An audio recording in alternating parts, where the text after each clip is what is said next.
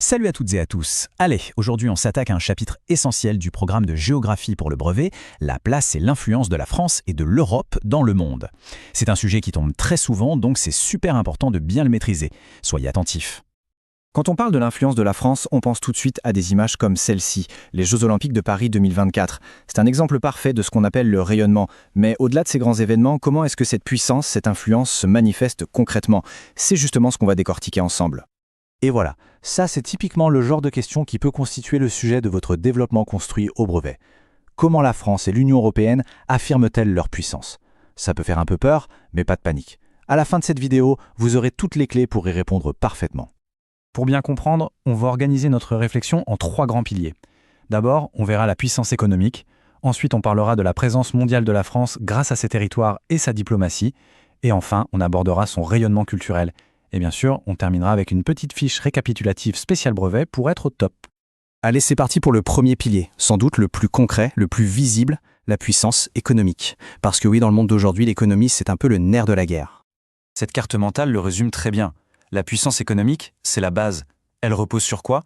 Essentiellement sur des entreprises qui sont de véritables championnes à l'échelle mondiale et sur une très forte intégration dans le commerce international. Et là, c'est vraiment l'idée à retenir. La France seule est une puissance économique importante, bien sûr. Mais intégrée à l'Union européenne, elle fait partie d'un véritable géant. L'UE est tout simplement la première puissance commerciale du monde. L'Union fait la force et en économie, c'est plus vrai que jamais.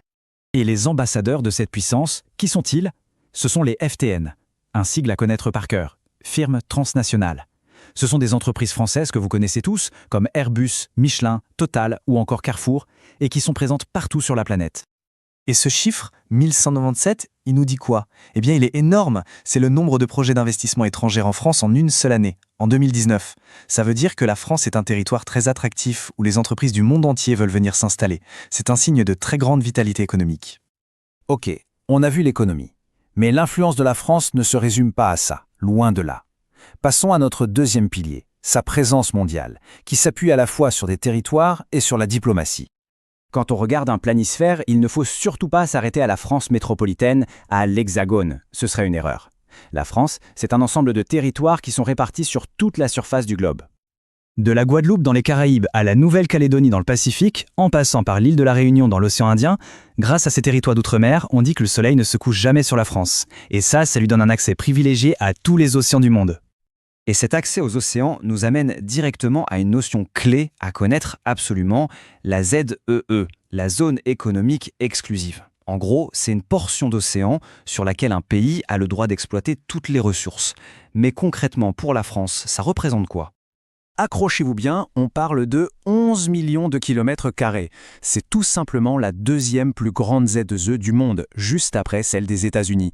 C'est un trésor immense en termes de ressources, pêche, énergie, minerais, et c'est aussi un atout stratégique et militaire considérable. Au-delà des territoires, il y a la diplomatie. La voix de la France compte sur la scène internationale. La preuve la plus éclatante, elle fait partie du club très fermé des membres permanents du Conseil de sécurité de l'ONU. C'est là que se prennent les décisions les plus importantes pour la paix et la sécurité mondiale. On a vu l'économie, on a vu la présence géopolitique, il nous reste le troisième et dernier pilier, peut-être plus subtil mais tout aussi puissant, le rayonnement culturel. On parle aussi de soft power ou puissance douce. Et au cœur de ce soft power à la française, il y a bien sûr la langue, la francophonie. Attention, ce n'est pas juste l'ensemble des gens qui parlent français. C'est un véritable réseau de pays et de populations qui partagent une langue et des valeurs. Et ça crée des liens très forts. Et ce réseau, il est énorme. 300 millions de personnes parlent français dans le monde. Imaginez la force que ça représente. Partager une langue, ça facilite les échanges culturels, économiques, et ça donne un poids politique commun. Ce soft power, c'est aussi l'attractivité d'un pays, son image, qui donne envie aux touristes du monde entier de venir. Tiens, regardez ces affiches. C'est un document typique qui peut tomber au brevet. Et justement, c'est l'occasion parfaite de revoir la méthode pour bien analyser un document. Allez, concentration. C'est la méthode en 3 étapes à appliquer systématiquement. D'abord, présenter, c'est quoi, c'est qui, c'est quand. Ensuite, décrire. On dit ce qu'on voit de la manière la plus objective possible. Et enfin, expliquer. Là, on interprète, on cherche le message, le but du document. Avec ça, c'est la réussite assurée. Parfois, ce rayonnement culturel va même jusqu'à exporter ses propres musées.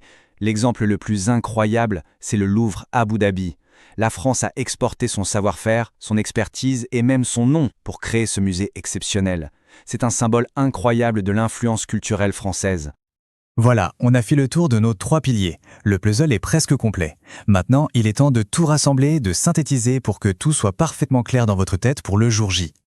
Donc si on résume, l'idée clé à retenir, c'est que la puissance de la France et de l'Europe est multiforme.